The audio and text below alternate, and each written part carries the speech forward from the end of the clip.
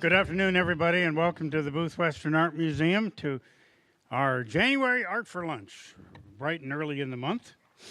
My name is Jim Dunham. I'm the Director of Special Projects and the historian for the museum, and we've got a real fun day today for you. We're gonna have members of the Booth Writers Guild give presentations from their works. You know, a famous author was once struggling with his writing. He was working on a large novel, and somebody suggested to him, "Why don't you just write a short story?" He said, "I would, except I don't have time." A lot harder to write a short story and get it all in proper. It's easier just to write a big old novel. So it's going to be interesting because the request of the speakers today are to hold themselves to 5 minutes of their best writing and their best material, and I think it'll be kind of fun to see what they come up with.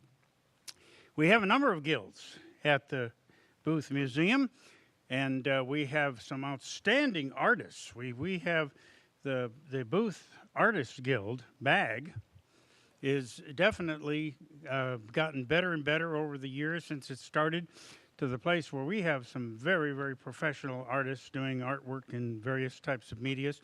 And many of those things are on exhibit and for sale at the downtown gallery, which is just in the next block. If you walk out the south entrance and head into the downtown area there on your left, just before you get to the radio station and in the Grand Theater.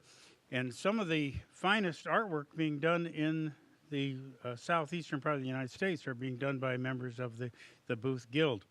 And not necessarily is all of it Western, but many of it is landscapes and portraits and things like that. So definitely we get a chance, be sure to take that in. And then if that's not enough, I think one of the most outstanding group of people working in the art world today are our Photography Guild people. The Booth Photographers Guild, which we have an annual display of their work here at the museum in the Borderlands Gallery every year. We are talking the very top echelon of creative photography today, and through the Booth Photography Guild, you can't find an amateur photograph that these people are producing. They are all in the category of professional photography, beautiful art photography, and you definitely, if you're a photographer and you like to shoot pictures, you got to start attending the Photography Guild meetings and see how great they are. The last of the guilds is the Writers Guild, and T.W. Lawrence, who is a writer of Western fiction with a good spiritual theme, and tries to engage people in stories about cowboys and horses and animals, and yet have a biblical point of view. T.W. Lawrence really is the person who decided or thought that this would be a good idea, and came to Seth Hopkins, the executive director, and said, let's have a writers guild at the museum, and we really are happy.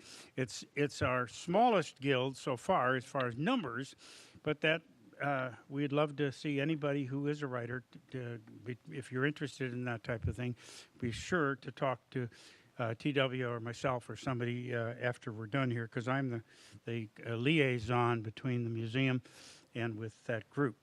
A number of things are going on now in January at the museum. The Georgia Wildlife Artists in the Southeastern Wildlife Exhibition will be presented here at the museum in our temporary gallery, and this will begin January the 11th. And we have an opening with refreshments that will be that evening, and a program about it in the Bergman Theater at 7 p.m. on January the 11th. So from 5:30 to 8 p.m. if you're interested in wildlife art. And then we happen to have Meriwether Lewis Scientific Discoveries. If you have been able to hear author Brian Fox Ellis, he has been here before, and he takes on these personas of different personalities and characters. And in this case, he's going to become Meriwether Lewis of the Lewis and Clark expedition and in the Corps of Discovery. And he's going to talk about the flora and the fauna and the discoveries that the Lewis and Clark expedition made. And he will do it in the first person. He will act as if he is Meriwether Lewis and present that to us as well. And then that will be on January the 18th, which is one of our Thursday lectures. We have every third Thursday at the museum, we have an evening program. That's what that's going to be. And then every first Wednesday, we have the luncheon program.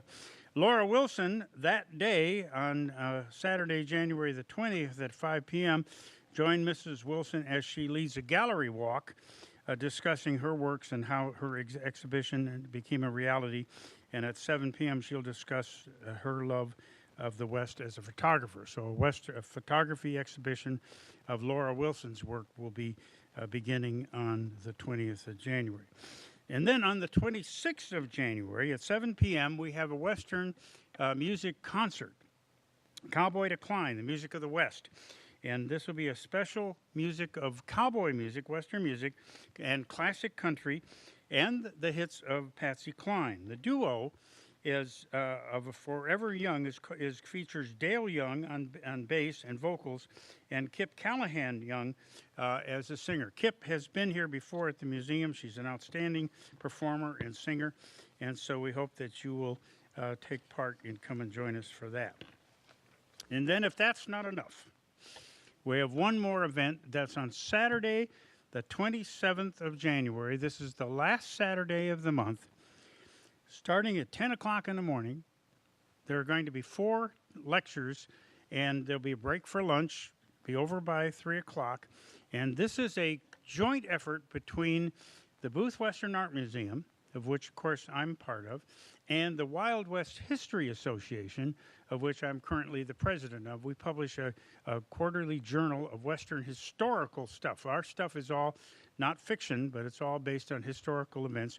And that's going to be, the program is going to be called Go South to See the West. And we will have speakers. We'll have the definitive author of the best biography ever done on Doc Holliday, Gary Roberts. And then we'll have Mark Warren, who'll talk about his books on Wyatt Earp, Victoria Wilcox, who's written a 3-part series on Doc Holliday, Dan Buck, who's an expert on Butch Cassidy and Sundance Kid, and Eddie Lanham, who is a scholar who has studied fake photographs, like the Billy the Kid controversies of the fake photographs that are out there. And then I'll do a program that'll be part of a series that I do once in a while called They Were From Georgia. And it talks about people born in Georgia that went west, and included our Doc Holliday, of course, but there's also some other characters. One of the best peace officers of the Oklahoma Territory under the hanging judge was Heck Thomas. Pink Higgins, who was an outlaw character, and John Bozeman, who started the Bozeman Trail, and Green Russell, who found gold, first person to find gold in Colorado, who was born in Georgia. And then, of course, there's a character named Soapy Smith. Soapy Smith was a con man who was born in Noonan, Georgia, and went to the mining towns, and he would sell bars of soap that were wrapped with money. And he would you could buy the bar of soap for 25 cents, or you could pay $5 and have your choice. And he'd wrap money around the outside of the soap. Then he'd wrap just a plain brown wrapper on it, and he'd set them on a table, and you could pick whichever one you want. Well, he would wrap some with the $1 bill, some with the $10 bill, some with the $20 bill, and one of them with a $100 bill. And what he would do, of course, is he would let the little piece of the $100 bill see kind of just past the thing. You could see the edge of the bill sticking out. And when you watched him wrap it, you knew that was the $100 bill. And then he would say, if anybody wants to take a bet, they could give me $5 and pick anyone on the table. Well, you knew where it was. So you said, I'll take that one, $5. And you open it up, and it's a $1 bill. A little sleight of hand there. So William Jefferson Smith got the nickname Soapy. And Soapy Smith was from Noonan, Georgia, went west. We're going to talk about all these characters as part of our 27th of January Wild West History event, Go South to See the West. So we hope that you might consider joining us for that. T.W. Lawrence is a cowboy. In fact, he owns an electric razor made by John Deere. It not only cuts off whiskers, it ties them up in little bundles and stacks them in piles. It's beautiful. But he not only is a cowboy at heart, he is a cowboy in his soul. He dresses in a bib front shirt and a black cowboy hat, but he writes about the West. And even though most of his work is fiction, it has that flavor of the true West and what the West was like. And I'm going to bring up T.W. to do his introduction of the other individuals that are members of the Booth Writers Guild as we present today Art for Lunch, Writing the West and Keeping the West Alive. T.W. Lawrence, would you please come up, give him a nice hand.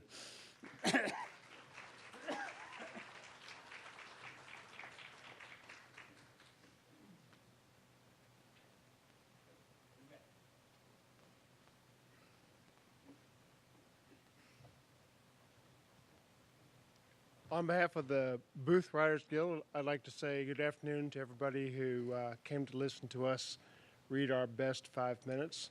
I would like to say that not only are we the newest guild at the museum, we kind of swim a little bit uphill because unlike the Artist Guild or the Photography Guild, ours is not a visual media. Well, ours is in black and white. And so our artistry comes from evoking emotions and telling a story and letting that happen in your head as opposed to our colleagues who put it in a medium where you can see it and then react to it. Slightly different, but it's hard. So far, I haven't been able to talk Seth into letting us put copies of our printed pages around and let people walk through and go, ooh, look at this one. Doesn't work that way. So what we have done is offered the opportunity to 5 of our members to read their best 5 minutes, and I hope that you will enjoy each one's presentation. Our first reader will be Patricia Stephenson. Come on up. That's the way it works. I call your name, you come on up. Now, I will forewarn you that all the readings that you're going to hear today might not be Western in time period and theme. This is the opportunity for any of the writing that our members have done in their entire life, the best of 5 minutes. So, Patricia, come on up. Thank you, T.W. Hey, everybody. I don't know why I'm nervous, except that I'm speaking in front of adults as opposed to children. I'm a docent here at the museum, and I'm also a triple gilded member of everything that the museum has to offer: photography, art, and writing. I want to promote my book first. This is my first book, and I also did the cover. It's available on Amazon.com as well as the gift shop. So if you, it features poetry, cowboy poetry, and a variety of other things. Excuse me. I'm going to read a short story that's a true story, and it's not in the book, but it will be in the next one. It's called The Apology. Returning to a place that you've run away from can be unsettling. I was a stranger amongst the crowd after being gone for almost 2 decades. The county fair had just ended, and the county fair was the biggest event in this little county, with the fairest of the fair taking top billing over the mule pulling and the quarter horse show. The county fair just ended, and the fairgrounds all looked the same. I noticed they'd upgraded the arena fence. Horse trailers were pulling out as all the events were over. Where is she? I asked, and then made my way past the arena to the long line of stables. Most of them were empty as I stood on tiptoe to check each one. Then I found her. She was standing quietly munching hay, waiting for whomever owned her to come and take her home. I slid the bar on the door and waited to see if she had a negative reaction to an old woman in her stall. I hadn't seen her in about 26 years, and she didn't remember me. She had grown heavy, but still had the strong legs and back that had carried me all those years ago. I don't know who owned her now, but they were taking good care of her, which made me feel better. I don't even know what they renamed her, but to me she would always be Sandy. She was of the 3 Bars bloodline and had the typical genetic traits: high sorrel with a blaze and 1 white foot. Her mother, however, had been a grade mare, so she couldn't be entered in the quarter horse registry, a caste system not unlike that which humanity practices among itself. After all, it was just a piece of paper. It didn't make her worth any less. But it had prevented us from showing in classes at the registered shows. I stepped in beside her and began to stroke her silky neck, noting that she still had that small round patch of different colored hair.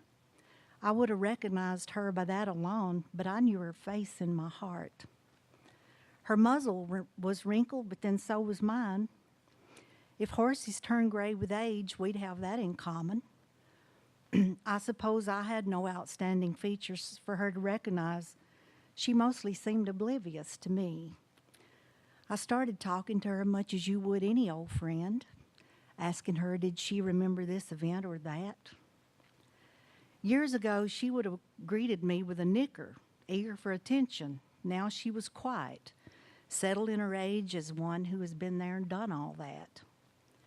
She came into my life when she was 14 months old, slender and nimble as a deer back then. She wasn't even halter broke. She was easy to break to saddle. Working her in the round pen, she never once pitched, but kept her ears and eyes alert for a new command, eager to please. As I stood and appraised her, she was certainly no longer coltish, but had finally come into her own. "So, I hear you won the aged mare's halter class. Well done, old girl. Fairest of the fair." She didn't reply, humble about her trophy, I guess. Since we had hung out together, I've won a few things too, but they're not really important. Dust catchers mostly. Do you remember those times you'd slip through a gap in the fence somewhere and go down the mountain to that big field where the grass was knee-high? Then I'd make the trek to get you, carrying a piece of baling twine to use as a rein. It wasn't easy to hang on coming back out of the hollow bareback. I loved every minute of it, though, and I bet she did too. I see you still have that scar on your knee from the time you fell in that rocky stream being chased by a fella on a four-wheeler. There are always going to be scars from trying to explore out of your domain. I have a few of those too. The fella chasing you, well, he chased me too, but I didn't fall. Men want to keep their fillies fenced, I guess. There was no one to hear my one-sided conversation, so I thought this is a perfect time for the apology. My eyes stung with pinpoints and then blurred as I began. Life takes us down many paths, and we have friends that come and go. I want you to know that you've been close in my heart all this time. There didn't seem to be any other way. When the lawyer asked me if I had funds to pay him for the divorce, I didn't. I worked at the local factory for minimum wage. The only thing I owned of worth was a sorrel mare. By this time, tears were streaming down my face, and I laid my cheek against her, and she continued to munch hay. Animals can be so forgiving. So I sold my best friend, and through the years, she'd changed hands several times, as have I. Some of my pastures were greener, and I hoped that hers had been too. The saddest part of life comes when there are no more trophies to win. But then again, there's peace knowing that your colts are grown and doing well. Out to pasture isn't too bad. I told her that I had to go, knowing I'd never see her again. I stroked her muzzle and closed the door. I didn't feel any lighter in my heart for my apology because I knew she didn't understand a word of it. I know she's passed on by now, the ultimate freedom. I hope that her owner found a good spot for her bones to lay. The tracks that she and I made together are long gone too. We both may be remembered as the pair that never took a blue ribbon, but the highlight of our time in the arena together was carrying the rebel flag behind the stars and stripes as the anthem played. Freedom has many prices. The price of freedom for me was a sorrel mare named Sandy. Thank you.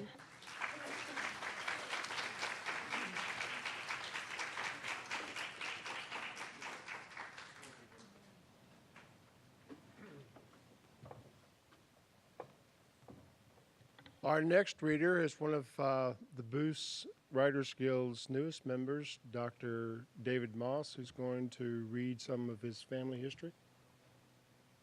Come on up.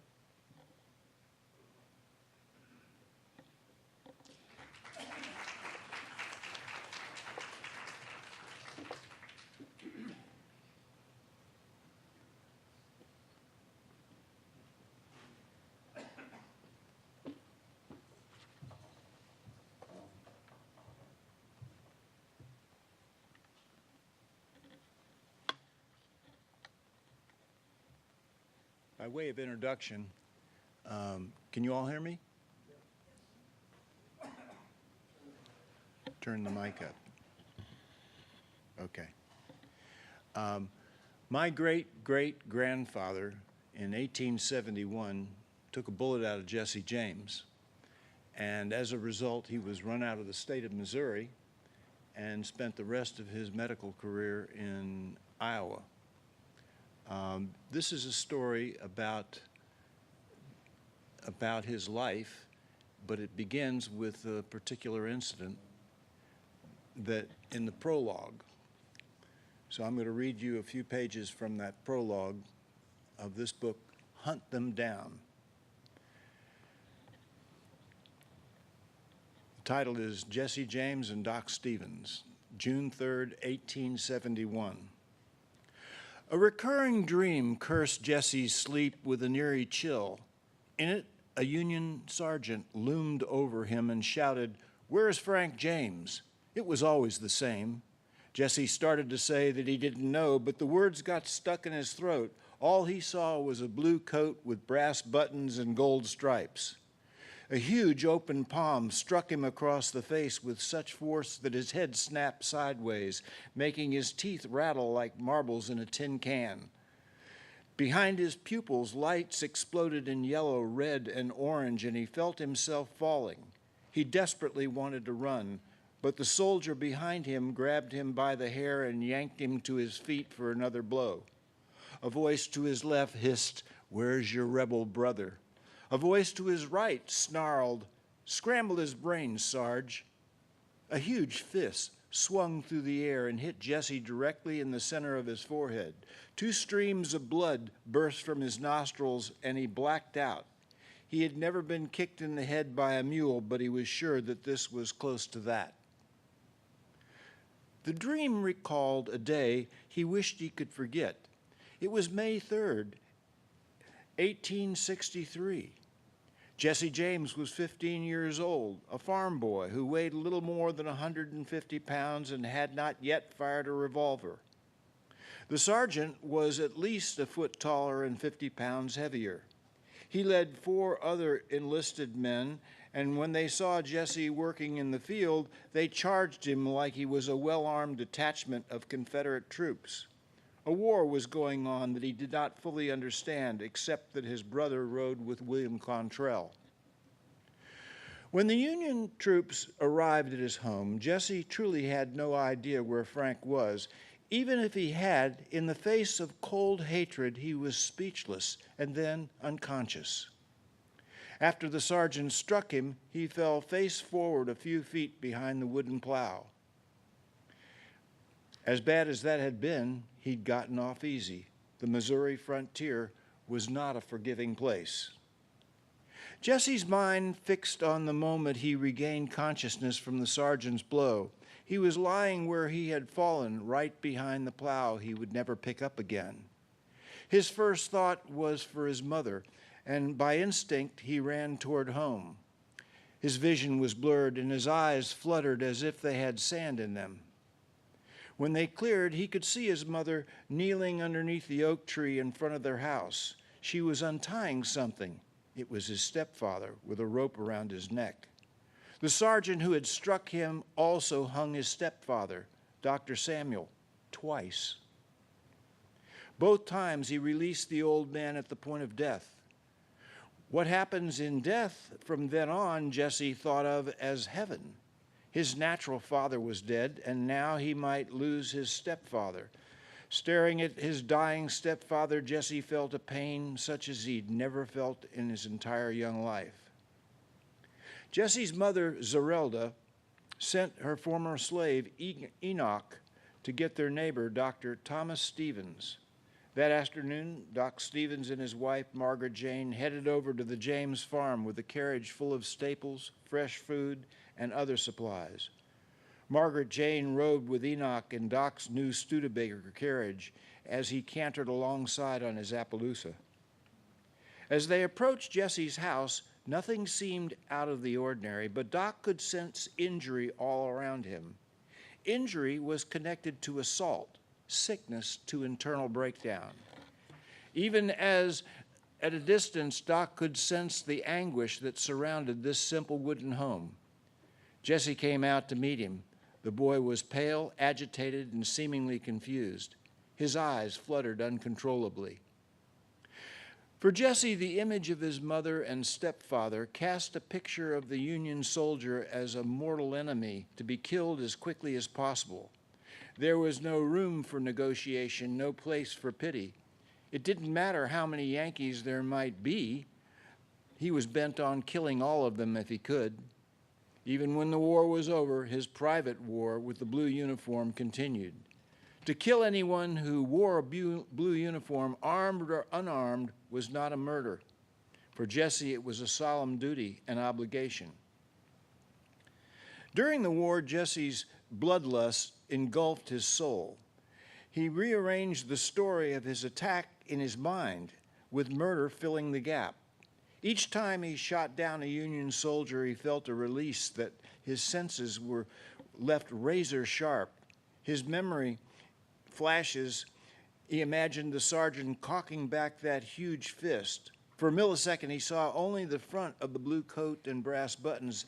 Then, just above the big man's breast pocket, a thick spring of blood and burned cloth erupted. Bullseye. Jesse's rage abated, but he had remained essentially unchanged. His vengeance could not be satisfied. As an adult, this nightmare revisited Jesse James each time he attacked a Union symbol, especially banks and railroads. His sleep was interrupted by a storm-like chill. The recurring dream of the assault by the Union sergeant came to stand for the countless humiliations and painful, shameful injustices the war brought upon his family, friends, and neighbors. The chilling memory of the dream required an antidote, and the only one Jesse knew was revenge.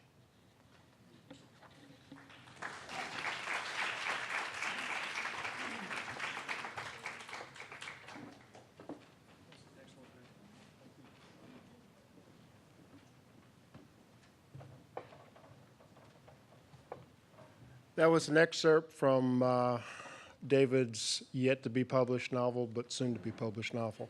Our next reader should be familiar to many of you. She's a charter member of the museum itself, so she predates my experience here, and is one of the newest members of the Booth Writers Guild. This is Judy Benowitz.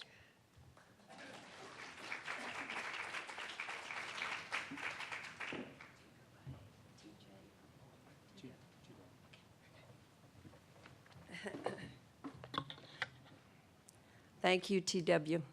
My name is Judy Benowitz, and I'm a freelance writer here in Cartersville. I am published in short stories, and yes, Jim, they're difficult to write. But I will be reading to you a story, an excerpt from my memoir, Highway 11. She was a deeply religious woman, though she was given to cursing. Shit-ass was a description she often used. She could out-preach any man of the cloth that came through Mountain Creek Baptist Church, where she belonged, and sang in the choir in her off-key alto voice, ever searching for the harmony. She taught Sunday school and wrote the Mountain Creek Baptist Church News for the local newspaper. And she threw me out when I was 18. Mother thought I needed direction in life, so she opened the front door. My dad had co-signed with me to buy a little yellow MGB sports car, the first new car in the family. I remember the scene at the dealership when my parents sat beside me to purchase the car. Dan has to be responsible for everything. Can't she sign for herself and keep us out of it? Mother said. Sorry, she has to be 21. The dealer pushed the paperwork in front of Dan. I thought Mother had killed the deal till my dad spoke up. I'm signing the papers. You have delusions of grandeur, Mother said, annoyed that I bought such an extravagant car. She was probably right. Mother was the punisher, the disciplinarian, the one who cut the blood out of your legs with a switch, the one who said you can't go, you can't have it, we can't afford it. While living at home and commuting to work in Atlanta, I had to leave at 6:30 a.m. Dad made breakfast for me every morning and sat and talked with me. He enjoyed it. I couldn't eat at that hour, but he wanted to do it. So we talked every morning. A kind man who angered my mother by his attention to me. She thought he spoiled me. I thought he was just glad I had a job. In fact, I did not last long in any job, and I dropped out of the University of Georgia on scholastic probation. I had a lot of quit in me, and it would be years before this late bloomer would learn to stay the course. You're causing problems between your father and me. You need to move out. That is how she gave me direction out the door. I moved to Athens to work for Southern Bell and lived in the YWCA. On a hot, sultry night, I sat with my boyfriend David in his car making out. We had the windows down to get some air, but the mosquitoes ate us alive. So we rolled up the windows and steamed up that little Sunbeam Alpine sports car. Sweating and trying to maneuver between the steering wheel and the gear shift to find a good position, we finally gave up at 2 a.m. David walked me to the door, but it was locked. I rang the bell and waited for the house mother to appear in her robe and let me in. I stole past her sheepishly, hair a mess, and makeup smeared, hoping she would forget about it. She did not. You have to leave, she said the next morning. Pack your things. The YWCA annex down the block had an opening, so I moved there. The black maid, wearing starch white uniform, worked for both Ys. While dusting the curved wooden stairway in that antebellum house, she recognized me. We made eye contact as I walked upstairs. She squealed. Mother was helping me move in when the house mother appeared at my door. You were evicted from the YWCA. You can't stay here either.